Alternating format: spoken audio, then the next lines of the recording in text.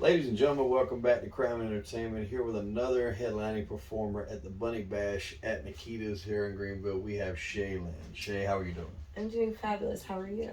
I am a little tired, but I'm making it. So, I'm not quite as wore out as probably y'all from the performance y'all put on last night, but Good night. It was a great night. I tell you, and I've told other people today that I've interviewed, I've been to a lot of gentlemen's clubs in my day. I've never seen nothing quite like that, nor your performance. That got all over the walls and mirrors. I made and floor. a giant mess. Oh Yes. my goodness. Yeah. That's what I'm known for, making a big mess. Yeah. So let's get into your story here just a little bit. Real quick, how did you get into this industry, dancing and all that? And then as we'll get into, you've got a lot of other hats that you wear other than that hat. Yes. You've done some wrestling, you've done obviously some modeling with FHM and Playboy, but how did this all come about for you? I had a few friends in the industry. I had a mentor kind of show me the way. I went on tour with her, and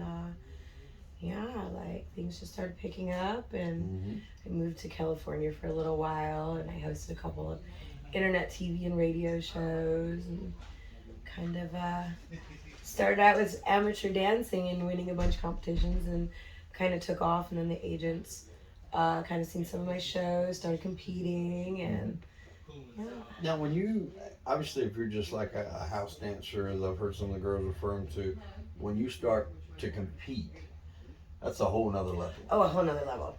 Completely bring out all the bells and whistles. Yeah. I mean, obviously, like your hours of outfit training, setting things up. You've got the music, you've got the set, you've got your props, your costume, everything. Lots of rehearsals too. And you and I talked, I relate a lot of the people in this industry to the wrestling industry, especially back in the day, because they would have to travel, do a match, then get back in the car, travel again, sometimes do a couple matches. Right. It was a lot of work on the road, and that's similar to what y'all do, or used to have to do there. Now, obviously, we can hop on planes and stuff like that. It's a little faster, but you also dabble in wrestling. I do. How did you make that cross? Which that's not uncommon. I've dealt with a lot of people that's actually been in the adult film industry and also crossed over into wrestling. How did that happen for you? I during COVID signed up with the LFC. We had like an online competition for the new prospects, and me and Sheena Bathory ended up ranking 1-1. So she was my first match, and she is the world champion Jiu Jitsu queen from Hungary. And so it was a tough match. It was tough, but it was awesome. I mean, it was a great way to get into the whole industry. I've been fighting with the LFC now in the IEW. I won my first belt 2 months ago with the IEW, the Women's Wrestling Champion. Wow. Now, did you watch wrestling coming up? Yes. Which promotion were you a fan of? I love WWE, WWF. It used to be, Yeah, I grew up on WWF. That was my thing, and then obviously they changed the Attitude Era. In my opinion, was the best time to be a fan. It's when they got very edgy, very sexual. They got rid of the whole cartoony shit that they were doing, and I think once they've done that, it just kind of exploded. Yes, and it's not as good as now as it was back then. I think the performers are better, like the wrestlers. They're a lot more skilled and can do a lot more crazy stuff, like diving off chairs and tables and all kinds of stuff. But the whole storyline aspect and everything, it was just so much better in the Attitude Era. But they were pushing lines and boundaries that unfortunately you can't do nowadays. You get canceled really quick. But it was a great time as a fan to watch it. Did you have like a favorite performer when you were watching it back in those days? I had a few. Of course, everybody loves The Rock. Triple H, really liked his attitude. The Undertaker. What about Shawn Michaels? I like Shawn Michaels too. He was my favorite performer to watch in the ring. Very nice. Yeah, I mean, I break them down in different categories because you have people that can draw money. Then you have people that can put on a display in the ring. And then you have people that are just very good talkers. Yes. Some people can do all those. Sean was one of them. But yeah, he just, I don't know, his in-ring matches, he was always the first one to do crazy shit, like, big ladder matches and Hell in the Cells and coming down from the rafters on the zip line. And he was just always that guy that pushed the envelope. And I love watching him, and he's got a crazy whole backstory, but that's for a different podcast. Do you see yourself staying in that industry for a little bit? I mean, where do you see that going? I mean, I just signed a fortified contract with the LFC. I'm working on my new contract with the IAW. So, yeah, I've got some stuff coming up I'm pretty excited for. Now, we mentioned in the beginning, you have been multiple magazines, Epic, Playboy. How did those come about? The industry. It's funny how the industry just ties in together with so much. Just so many different things. Networking, working together with the right people, and good attitude about things. How was that? Which one happened first? Playboy. Playboy. How was that to see yourself on the cover of Playboy magazine? Because that's a dream come true. I was about to say, and I know I've said this, and I hate to be repetitive in interviews, but I gotta believe if you're in this industry and that's a goal of yours to finally get that to come to fruition, get that magazine. Yes. See you on the cover. Absolutely, dream come true. Like, so happy. Very happy. And then which was that? International or was that? International. It was South Africa, Miss July 2022. Hey. 2022, and then FHM also. Yes. Another big magazine. I mean, these are not, small publications right here. No. That is definitely, a feather in the cap. You get a lot of people request for like getting the magazines, get them autographed and stuff like that. Yes, absolutely. And it's a great sense of accomplishment, all the hard work we put in, the late hours, the non-stop traveling, and because we talked. You were here late last night. You'll probably be here late tonight, and then gonna go straight to the airport. Oh, going straight to the airport afterwards. So no rest. It's a grind. It is. I'll be sleeping on the plane. I'm like.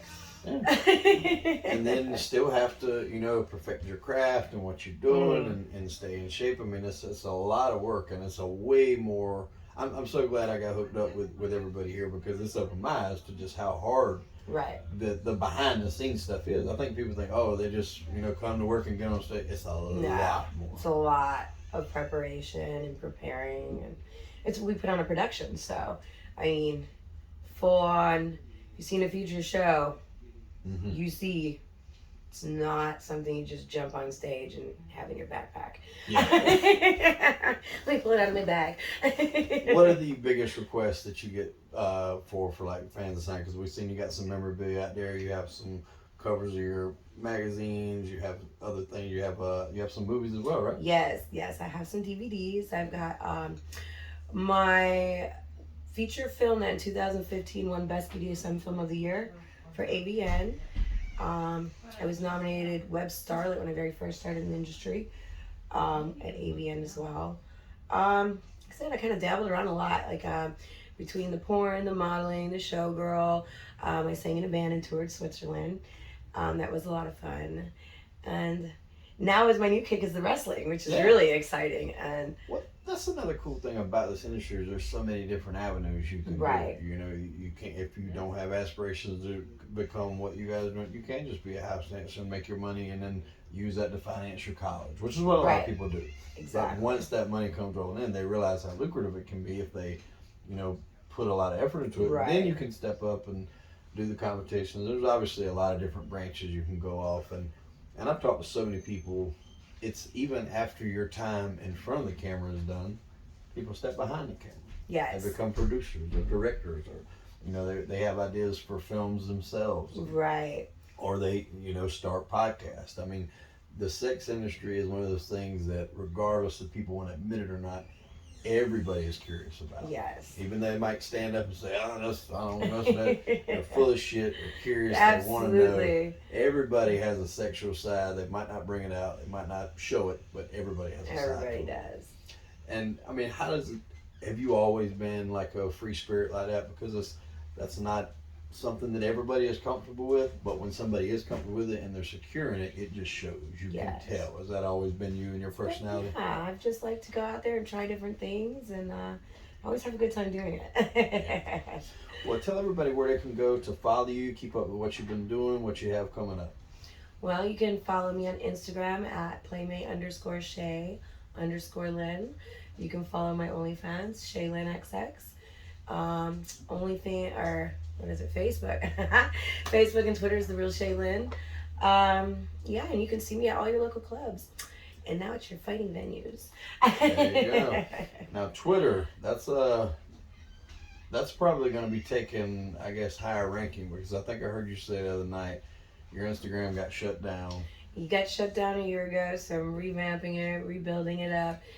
But yeah, they taken like a big cut on a lot of those industry sex workers. Yeah. But Twitter not so much, right? No, Twitter. I did have one taken down like a few years ago because I posted a topless picture in the header.